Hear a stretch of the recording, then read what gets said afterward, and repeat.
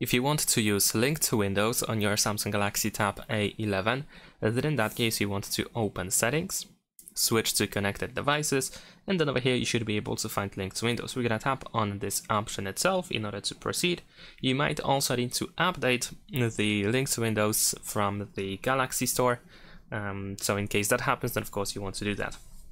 And now we're gonna scroll down in order to find sign-in options.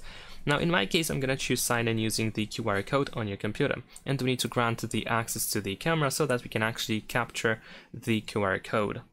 Now on your Windows computer, you actually want to open PhoneLink. This should be pre-installed on your Windows, so you should be able to find it quite easily.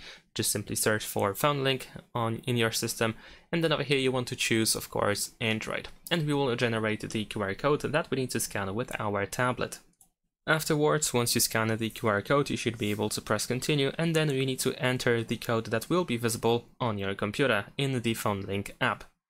So once you sign into your Microsoft account, so you might also need to verify yourself with some code or something, any form of verification that has to be done, of course, you need to do.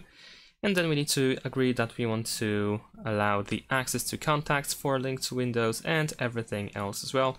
We can press deny over here and then press continue and done. And finally, after that, we should be able to have access to our tablet on our computer. So on Windows, you should be able to click continue once you see we are all set. And there we go. So we have the welcome message. We can open PhoneLink when we sign into Windows. You don't have to agree to that. You can just simply press get started over here.